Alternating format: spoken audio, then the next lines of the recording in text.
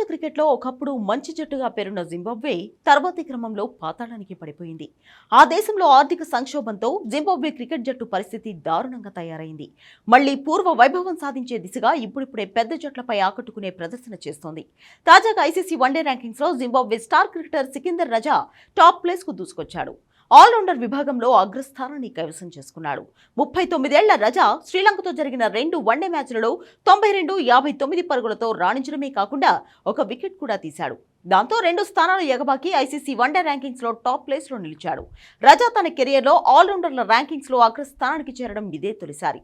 2023 డిసెంబర్లో 2వ స్థానానికి చేరుకున్నాడు.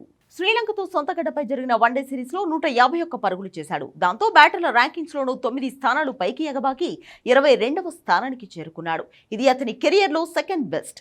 2023 జూన్లో 24వ ర్యాంక్ అందుకున్నాడు.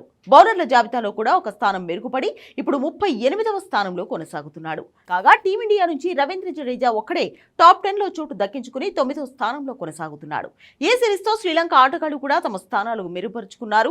198 పరుగులు బాదిన Sri Lanka opener Nissanka player of the series award దక్కించుకోవడమే కాకుండా బ్యాటింగ్ ర్యాంకింగ్స్ లో 7 స్థానాలు ఎగబాకి 13వ ర్యాంక్లోకి చేరాడు. ఇదిలా ఉంటే వన్డే బౌలర్ల ర్యాంకింగ్స్ లో south Africa spinner Keshav Maharaj ఇప్పుడు నెంబర్ 1 స్థానంలో ఉన్నాడు. ఇంగ్లాండ్ పై లీడ్స్ వన్డేలో అతను 4 వికెట్లు తీశాడు. జోఫ్రా ఆర్చర్ 19, లుంగి ఎంగిడి 23వ స్థానానికి చేరుకున్నారు.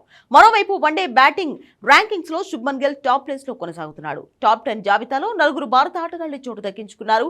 కెప్టెన్ రోహిత్ శర్మ 2వ ర్యాంకులోనూ, కోహ్లీ 4వ స్థానంలోనూ, శ్రేయస్ అయ్యర్ 8వ స్థానంలోనూ నిలిచారు.